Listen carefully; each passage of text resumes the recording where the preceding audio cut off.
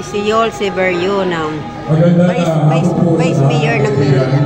Sa pangalan po ng ating samahan, People's Balita, arangalan po natin at pasalamatan ang pagdating ng ating magalang-galang na upcoming Vice Mayor ng Luzon ng Manila, Vice Mayor Yul Servo po, yung artista. Akala ko hindi makakarating eh. Sabi niya kasi second, baka sakali. Ayan lang, talaga ngayon pa lang, talaga pinapatunayan po ng Vice Mayor ng Manila under the leadership of Vice Mayor Laguna. The best po ang 12 City Council under the leadership of Vice Mayor yun, dahil sa po ang pinaka-presiding officer ng council. Kaya po, ang karangalang ibibigay natin sa kanya ngayon ay ang 12 City Council, dangal ng Maynila at dangal ng bansa, naiba po sa lahat ng museo. Dahil sila po ay nakakapag-approve ng ordinance na kupigit kumulang na isang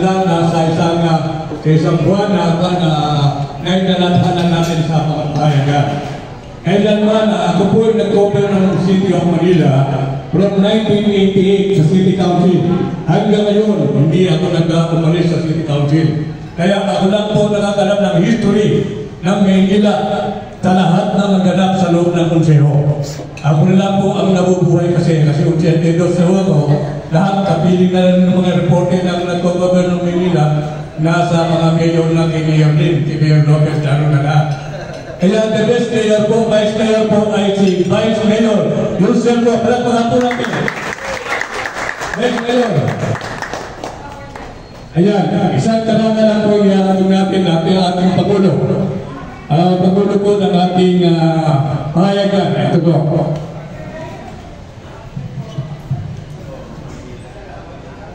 Sir, salamat po. Sir, award na po namin itong certificate of association sa inyong pagdala dito sa amin. Pero bago yan, sana po magbigay ng kayo ng konting mensahe para sa People's Balita na nagse-celebrate po ng 38 years anniversary. Salamat po. Ay, thank you. Nakahapon din ako. Nakakatuwa po si tatay. Nung first term ko, 2007, talaga naman bata-bata pa siya noon. Aktibo. Pero ngayon, si Maynard na aktibo pa rin si tatay sa City Council ng Manila. At 30th anniversary po ng People's Balita. Maraming salamat. On behalf of Mayor nila po namangan, kami po ay bumabati sa iyo ng happy 30th anniversary sa People's Balita. Sa paghahatid niyo po ng mga tamang balita para sa mga kababayan natin sa Maynila, o hindi lang sa Maynila, sa buong Pilipinas, mga kababayan natin Pilipino. Maraming salamat po at makakasa po kayo na pagbubutihan po ng 12 City Council palalo ang aming trabaho bilang legislative body ng City Council o ng Maynila po. At sabi nyo nga po, marami po tayong mga ordinansa. Talaga po unang term po pa lang sa Vice Mayor, yung first year po namin, hinabol ko po yung isang taon, maka-100 po kami ng ordinansa na ma-repair sa bawat committee. At ngayon po, daan-daang ordinansa at resolusyon po ang naipasa po namin.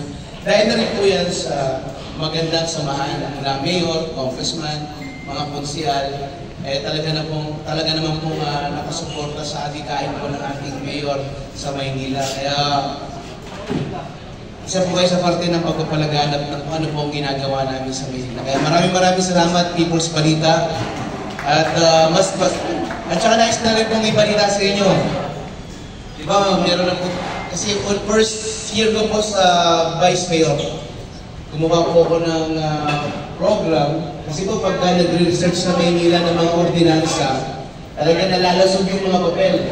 Ngayon po, one click na lang sa mga daliri natin, makikita po natin. Kasi nagawa po kami ng website ng City Council, citycouncilofmanila.gov.ph, kung saan lahat po ng ordinansa ng Maynila. Pero hindi ko lang po makita yung mga panahon ng gera. Sumunod po siguro, pero hinahanap po rin po namin. Pero dahil sa tulong po ng dating Konsel si Castal, may mga nakuha po kami mga bagong ordinansa na pwedeng ilagay po sa website natin. At ngayon naman po, second year ng City Council sa ginagawa po. Meron po tayong ilulunsad na codification naman po ng mga ordinance. Pero ito naman po, meron tayong kasi mga luma po yung mga ordinance natin, ang mga penalty, 1 peso, 5 peso, di na po updated. Kaya po ngayon, unti-unti po namin ginagawa sa City Council na ma-amend po lahat ng batas bago po namin i-codification para magkaroon po tayo ng hard copy na magkaroon ng pasyan yung mga judge natin, mga kapursan natin, mga barangay natin. Alam po nila yung mga ordinansa ng Maynila. At ang magandaan po ngayon, may nakita po tayo na magiging kapartner po natin sa City Council. Makukuha po natin, magkakaroon po tayo ng hard copy ng mga lumang ordinansa at hard copy ng mga na-reveal na mga ordinansa at hard copy po ng mga bagong ordinansa po ngayon. Kaya yan po yung mga programa po namin sa City Council para sa taon ngayon. At maraming salamat.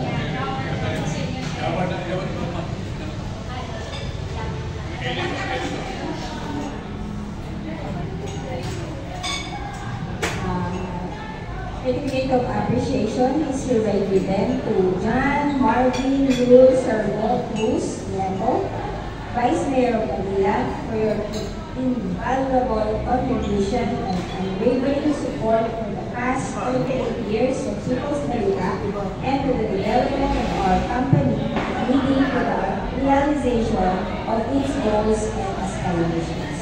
Given this March 15, 2024 Friday at Cabalen West Avenue, Quezon City. Congratulations! Thank you po. Also, certificate of appreciation is given to City Council of Manila for your invaluable contribution and unwavering support for the past 38 years of People's Balita and to the development of our company, leading to the realization of its goals and aspirations. Given this March 15, 2024, Friday at Cabalen West Avenue, Quezon City. Congratulations! Ron, Ed, anak ng Atlas Publishing. At isa po kami sa mga natutuwa na kami ay mga anak din ng Atlas Publishing. Thank you very much. Maraming salamat po.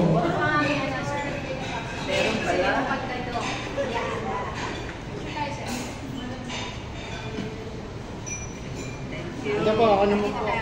1, 2, 3. Ito po, 1, 2, 3. Maraming istorya, lalo na si Danny.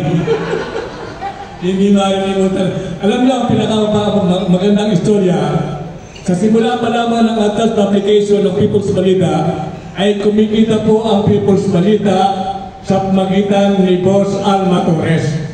Siya po ang advertisement na malaki at pagkatapos ng malugi ang Atlas, naibenta po kay Ma'am Alma, kaya po naging Alted Publication. Yun po talagang dahilan nun. Nabili po niya ang People's Balita, kasama kami. Si Ron, halos magkakasama lahat, nakasama yung tao. Sa bakit po na. Okay. At ang inaabangan po lahat ng People's Balita, mga kaibigan, yung ating mga artista. Sino ba lahat ng nasa likod ng artista? Siyempre, si Ron Romano. Siyempre, yan po ang ating entertainment editor. At mula noon hanggang ngayon, siya pa rin, si Ron.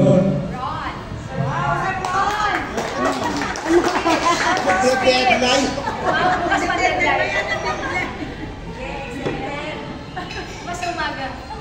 Bukas pa ng umaga. Pwede pa bukas? Yes, dito tayo kayo. Hindi, ads lang. Muna pa ako. Bakit ka ba? Oo, hindi ikaw po. Nagmamadali pa naman ako mag-ready. Mamaya gabi. Madaling mag-speech ka muna. Kung ilang taong ka na sa People's Balita. Ako si Ron Romano, entertainment editor ng People's Balita. Ako yung bago ako naging entertainment editor, writer na ako ng People's Balita. Nung umalis yung editor ng 2003, kinausap ako hindi, doon yung sa parang HR, kung pwede daw. Sige, kaya 2003 ako nag-start. So, 21 sa May 15. So yun, ano nga ba? Ha? Alaala. Siyempre, meron din namang pero nung mga 2003 hanggang 2000, kumbaga mga 10 years, ang saya-saya nung at saka yun nga, nag-international pa kami, mas lalo na kilala yung peoples, gano'n. Hanggang sa yun naman, nalungkot, diba, dahil ikawatak-watak ng Atlas, buti na lang, nandiyan si Ma'am. Nasumalo. At kinuha niyo kami, para, kumbaga dire-diretso na yung, parang ilang linggo lang siya nawala. Noong October yun 2013 ba yun? 13, no? Ayun. So, nawala na siya ng ilang linggo, tapos silang, talaga babalik na agad, ang bilis. Kasi nga, naghihintay nga yung mga ads ni Ma'am, di ba? Ang dami niyang ads na kailangan ilabas, na hindi naman kaya ilabas sa ibang dyaryo na ganun karami. Parang sila, parang bakit kinakaya ng People's Balita ng ganun karami? Di ba? Ang hirap mag-deadline mo na, ng ganun People's Balita na talaga nakakagawa nun. At saka, siyempre, mas okay yung rate natin compared sa ibang, na hindi pa sigurado kung kailan lalabas. Diba? Ito, pag sabi mo, lalabas ka ng itong week na to, tapos yung sumunod, sigurado. Kaya nagpo-continue sila na mag-place ng ads sa People's Balita. Diba? Thank you, Ma'am. Video pala yun? Ating lahat. Staff, editors, reporters. Lalo na sa pinakapahinga sa lahat sa database. Rolling database. Ako yung nagpapasalamat sa inyong lahat sa pagkalo dito sa pagkikong na ito. Ay pagdiriwang walong taon na nito sa akin ng People's Balita. Napakatagal na. 8 taon. 3 taon. 85. Sobrang tagal na rin ng dyaryo na ito. Pero naalala ko, base sa sinabi ni Sergio Alvarez na siya,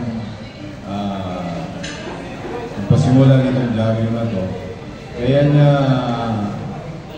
sinilang o itinayo itong People's Balita. Hinango niya sa dalawang dyaryong malalakas ng araw, which is People's Tonight, People's Journal, at saka Balita. Pinagsama niya yung dalawang dyaryo na malalakas, kaya nagiging People's Balita ito. So hanggang ngayon, nabubuhay pa rin ang alaala ni Sergio Alvarez sa pamamagitan ng People's Balita na kanyang itinayo. At pinagpatuloy ng ating butihing presidente, Madam Alma. Kahirap at ginawa, nandito tayo. Sana'y maayong pa tayo ng matagal at magkarating sa pulutan. Sana nga. Mabuhay ang People's Balita.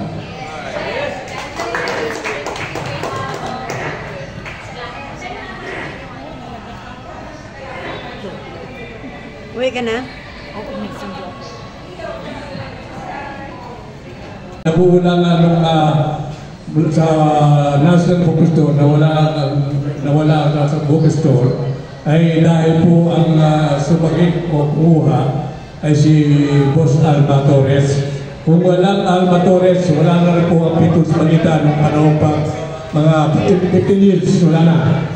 Pero dahil nga sa lakas at galing ni Ma'am Alma, yung advertisement mula noon hanggang ngayon ay nananatili itang number 1 pa rin po sa ating bansa. Kaya mabuhay tayong taga-People's Balita, lalo na sa ating Pangulo, Ma'am Alma Torres.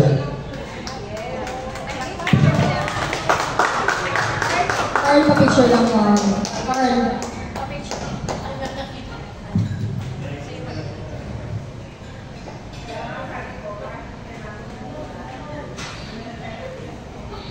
Dito rito, 1, 2, 3. Ako po, 1, 2, 3. Pas balita. Actually, 4 years na ako pala dito. So, saglit lang ako nag-opisina. Tapos nag-pandemic na. So, work from home na since then. Tapos, sana mag-office ako. Kasi talaga po malayo yung house namin. Hindi ko rin talaga kaya. Tapos, syempre may anak. Busy po. Nag-aalaga. Kaya sabi ko kay Ma'am Alma, Ma'am, okay lang po ba na sa bahay na lang? Basta magawa ko lang yung deadline ko. So, nagpapasalamat ako kasi pinayagan niya ako. So, until now, my work. Salamat po doon, Ma'am. Alam mo na. Ang ating editor in chief. Ako po, 1, 2, 3.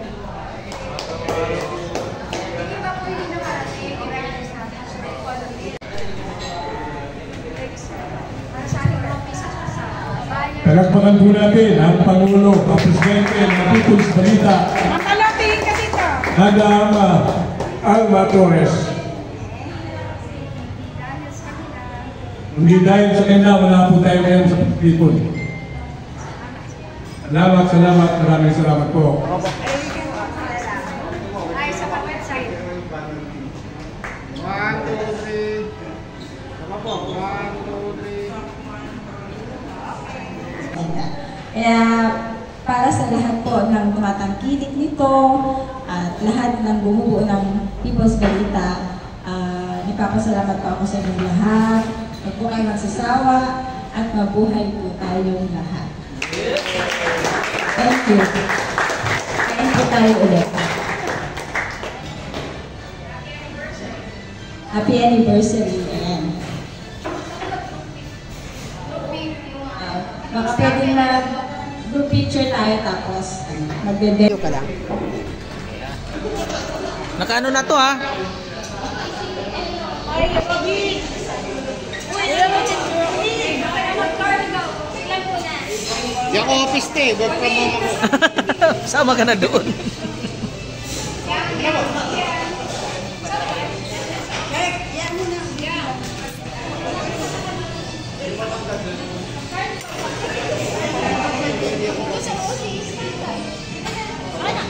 Sige, ikaw muna.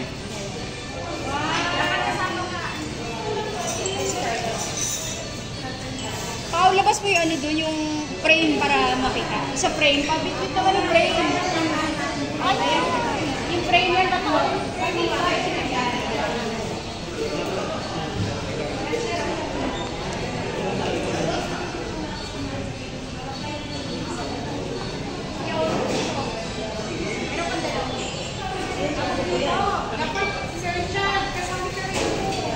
Di. Mamaya kami.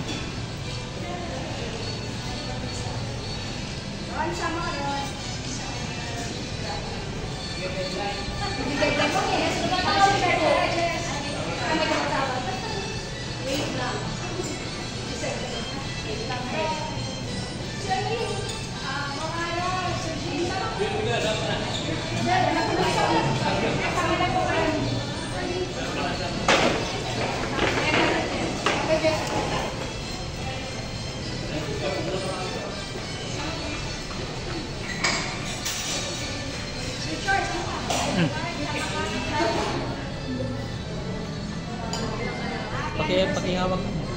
Video yan.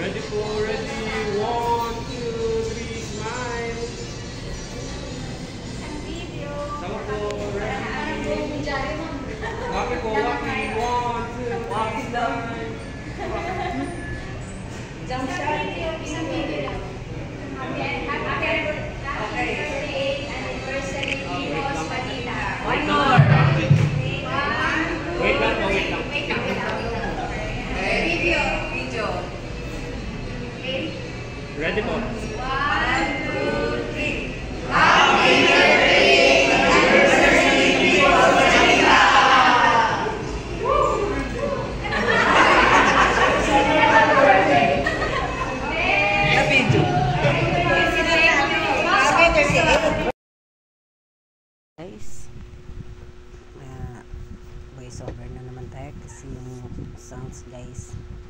Ito na po yung last part guys na ayan, nagkainan na ulit yung ating mga people's balita dyan.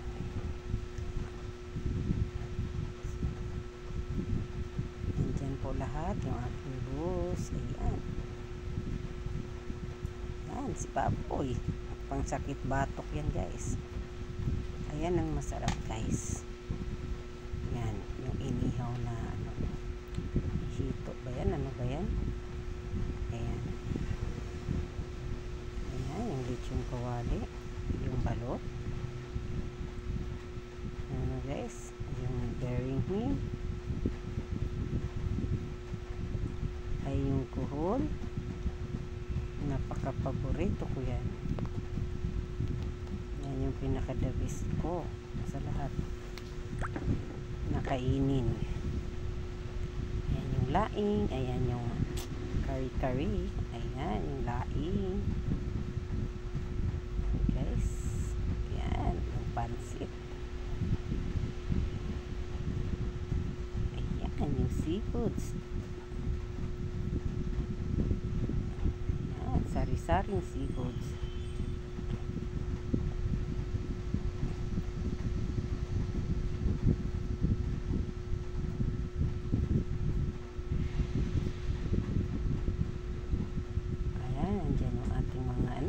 Samyup. Ayan. May samyup may samyup na rin ang ating kabali. Ayan, siupaw. Ayan guys. Meron na rin sila. Ayan. Mga pang dessert. Ayan guys. Ayan yung mga ano nila. Dessert nila.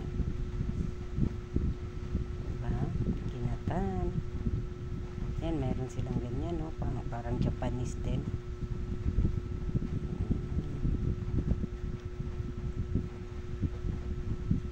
Ayan, masaya ang lahat guys dahil nagsama-sama ang buong People's Balita at saka Team Altit.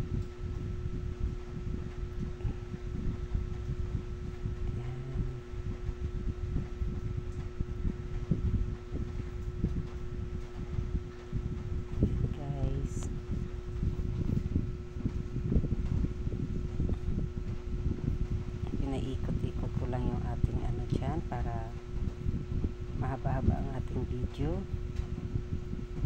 Yun. Dahil di ko na kayang kainin yan lahat, ayan, nag-video na lang ako. Ano? Nakagawa naman tayo ng para-paraan nito. Ayan, meron na rin silang mga parang store ng mga ano nila, mga sangkap sa kanilang kabalin. Ayan, mayroon silang mga ano dyan, mga sangkap. Mayroon din silang mga pwede na rin ready to eat dyan. Hindi ko na lang pinasok guys kasi ayun na nga, malapit na kami matapos dyan, tapos na kami magpicturean. Ayan, yan na lang, pinto-pinto ka na lang ang lahat. Ayan, busog na ang lahat. Ayan po, happy 38th anniversary People's Balita. Ayan guys, naka 38 years na ang ating People's Balita sa pamumunuan ni Alma C. Torres. Ayan po ang may-ari po ng People's Balita.